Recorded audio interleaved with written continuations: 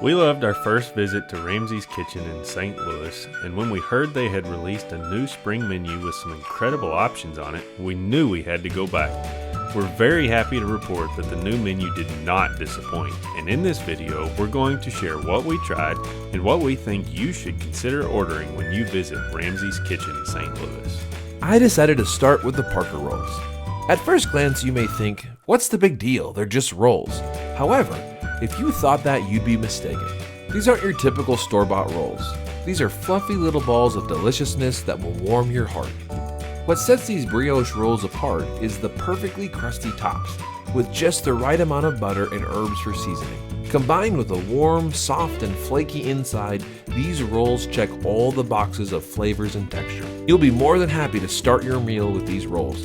You may even do what I do and start dreaming about them. Next up was the jumbo crab cake. This appetizer is a little more expensive, but it's a great size and was one of the best tasting crab cakes I've ever tried. The exterior was nice and crispy, and I really liked the texture, and the flavor was very bright and fresh. The crab was delicious and not too fishy at all, and really the only thing that I didn't care for with this dish was the herb aioli.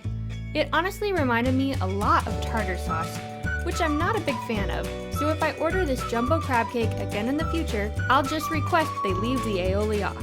I knew I wanted to order an appetizer when I saw the sticky cauliflower. It looked flavorous and really intriguing, and I'm just going to go ahead and say that it was my favorite dish of the night. It was fried and lightly breaded and smothered in a Korean barbecue glaze. The flavors of the glaze were sweet and a little tangy, and the texture of the cauliflower was outstanding. In fact, every bite I took, I had to remind myself that I was eating cauliflower.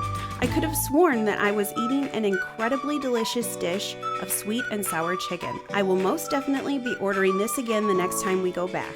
For my meal, I decided to order the Chimichurri risotto with asparagus, lemon butter, and herbs. I'm a big fan of risotto and I love chimichurri, so I couldn't wait to give it a try. While it wasn't the best risotto I've ever had, it was still very good.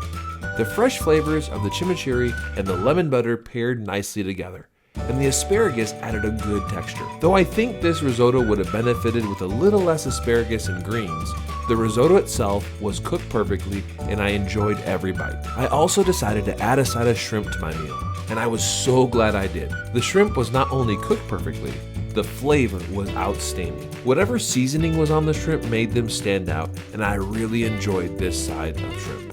If you're enjoying our videos so far, please don't forget to hit that like button and subscribe to our channel. I was excited that Ramsay's Kitchen was going to have the crispy skinned salmon on their spring menu, so of course I was looking forward to it for a long time. It came with spring pea puree and a creamy lemon frigola. The first bite of the salmon was exactly what I was hoping it would be. Perfectly cooked, crispy skinned excellence.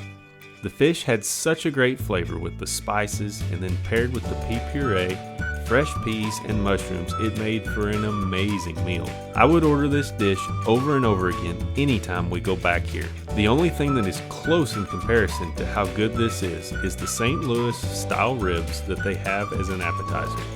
Definitely give the crispy skinned salmon a try here or at any of the Ramsay's Kitchen locations. I really hope that this crispy skinned salmon becomes a permanent part of the menu and isn't going to leave when the new summer menu comes out. For my meal, I ordered the Chickpea Tikka Masala because it was one of the new dishes on the spring menu. I'm going to admit that I was a little nervous because I've never had chickpeas cooked in a dish like this, but I should have known it would be good. The best way to describe this dish is fresh and softly fragrant. The saffron basmati rice was so flavorful and the chickpeas were the perfect consistency.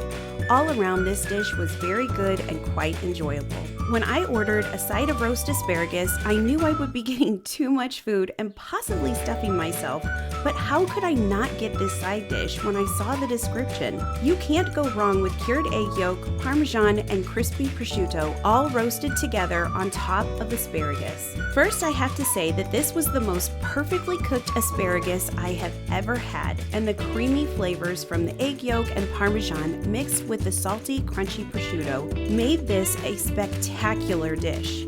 If you're someone who doesn't really care for asparagus, I would say order this and it will change your mind. I ordered a double wedge salad for my main course with ranch and Parmesan cheese, and I omitted the chives and pickled red onions. I've gotten this salad before, and it's honestly one of my very favorite wedge salads. As always, it was extremely fresh.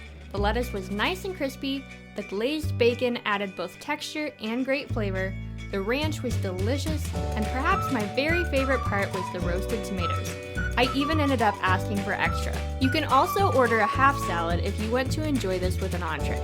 If you want something light, fresh, and healthy, I can highly recommend giving the wedge salad a try. Every time I go to a Gordon Ramsay restaurant, I must get the sticky toffee pudding. And why wouldn't I? This amazing dessert never disappoints. And tonight was no exception. The warm, soft date cake, topped with the terrific vanilla ice cream, complements each other perfectly. But as always, the star of this amazing dessert is the toffee sauce.